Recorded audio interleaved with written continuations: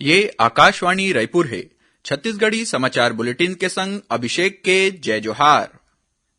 अब सुनाओ आज के प्रमुख समाचार।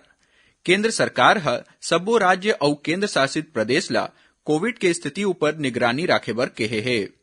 नगरीय निकाय चुनाव में निर्वाचन व्यय लेखा के जांच में अनुपस्थित रहैया 123 प्रत्याशी मन ला राज्य निर्वाचन आयोग नोटिस जारी करे है।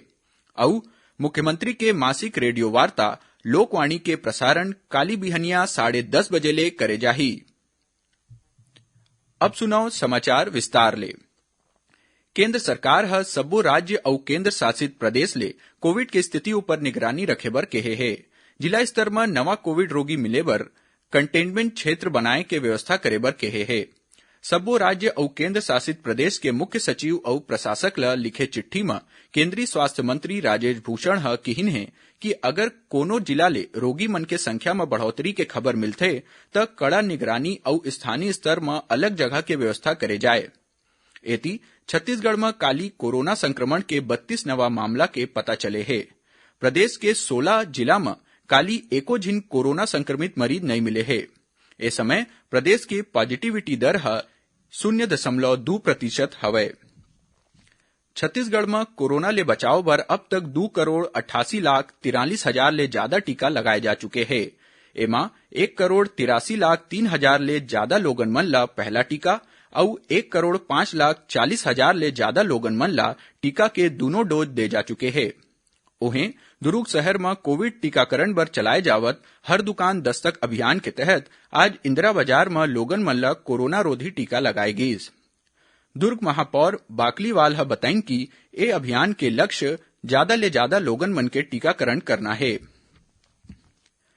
प्रदेश में होवत नगरीय निकाय चुनाव में निर्वाचन व्यय लेखा के जांच में अनुपस्थित रहैया 123 प्रत्याशी मन ला राज्य निर्वाचन आयोग नोटिस जारी करे है। आयोग के अनुसार निर्वाचन व्यय लेखा के पहली जांच बर 1,345 उम्मीदवार मन ला बुलाए गे रहिस, जेमा ले 1,222 उम्मीदवार मन ही अपन उपस्थिति दर्ज कराइन और बाकी 123 उम्मीदवार मन अनुपस्थित रहिस, जे मन ला आगामी तिथि में उपस्थित होए बर नोटिस जारी करे गे है। नगरीय निकाय चुनाव में उम्मीदवार मन के खर्चा ऊपर राज्य निर्वाचन आयोग के पैना नजर हवे। निर्वाचन व्यय के लेखा जोखा राखे बर आयोग कोतिले व्यय प्रेक्षक और जिला निर्वाचन अधिकारी सब्बो जिला में व्यय संपरीक्षक मन के नियुक्ति करे हवे। 15 निकाय में आम चुनाव और आने आने निकाय के 17 वार्ड के उपचुनाव बर 20 दिसंबर के वोट डाले जाही। प्रदेश में पाछू 1 दिसंबर ले समर्थन मूल्य में राज्य के किसान मन ले धान खरीदी करे जावत है। अभी तक 4,74,000 ले ज्यादा किसान मन ले 16,22,000 मीट्रिक टन धान के खरीदी करे जा चुके हैं। यह अनुमानित खरीदी लक्ष्य के लगभग 15.5% हवे। बिसाए गए धान के एवज में किसान मन ला भुगतान करे बर मार्कफेड कोतिले अपेक्स बैंक का 2,770 करोड़ रुपया जारी कर दे गए है। ए बीच मुख्य सचिव अमिताभ जैन आज वीडियो कॉन्फ्रेंसिंग ले बस्तर, सरगुजा और बिलासपुर संभाग के आयुक्त और तीनों जिला के कलेक्टर मन ले बैठका करके धान खरीदी के समीक्षा करेन। बैठका में मुख्य सचिव खरीदी केंद्र ले धान के उठाव और मिलिंग कार्य में तेजी लाए के निर्देश दिन। संगे संग मिलिंग के बाद एफसीआई और नागरिक आपूर्ति निगम के गोदाम में निर्धारित गुणवत्ता के चाउर ही जमा होए एखर बर विशेष ध्यान देहे बर कहिन है। उन्हें काली मुख्य सचिव केंद्रीय पूल में एफसीआई के लगभग 45 लाख मीट्रिक टन चाउर देहे के बारे में बैठका करेन। छत्तीसगढ़ी समाचार बुलेटिन आप मन आकाशवाणी रायपुर ले सुनत हव। छत्तीसगढ़ के खबर ले है आपके वास्ता और खबर के विश्वसनीयता ले है हमार वास्ता। आकाशवाणी समाचार रायपुर के प्रादेशिक समाचार बुलेटिन के संगे संग हमार समसामयिक कार्यक्रम आप रेडियो के संग अपन मोबाइल में घलो सुन सकत हव। आकाशवाणी समाचार फेसबुक, ट्विटर और यूट्यूब में घलो हावय। हमार फेसबुक पेज हरे Chhattisgarh news on AIR, Twitter handle CGAIR news और हमार यूट्यूब चैनल हरे छत्तीसगढ़ AIR न्यूज। तो अब रेडियो के संगे संग आपके मोबाइल के माध्यम ले हम आप तक पहुंचत हन। छत्तीसगढ़ के हर खबर पर सुनत रहो आकाशवाणी समाचार। अब आगू बढ़वो बाचे समाचार को ती। मुख्यमंत्री भूपेश बघेल के मासिक रेडियो वार्ता लोकवाणी के 24वां कड़ी के प्रसारण काली 12 दिसंबर इतवार के होही। मुख्यमंत्री लोकवाणी में एदारी नवा छत्तीसगढ़ और नया न्याय के 3 वर्ष विषय ऊपर प्रदेशवासी मन ले गोट बात करही। लोकवाणी के प्रसारण छत्तीसगढ़ के आकाशवाणी के सब्बो केंद्र, FM रेडियो और क्षेत्रीय समाचार चैनल मन ले बिहनिया 10:30 बजे ले 11 बजे तक होही। आजादी के अमृत महोत्सव में प्रादेशिक समाचार एकांश आकाशवाणी रायपुर डहार ले राखे गए प्रश्नोत्तरी प्रतियोगिता में हमर श्रोता मन ह बड़ उत्साह के संग भाग लेवत हे। काली ए प्रश्नोत्तरी के छत्तीसगढ़ी बुलेटिन के प्रश्न रहिस बछर 1824 के परलकोट विद्रोह के दौरान क्रांतिकारी आदिवासी नेता गेंद सिंह कोन पेड़ के डारा ल घुमा के आदिवासी मन ल सकलाए के संदेश भेजे रहिन।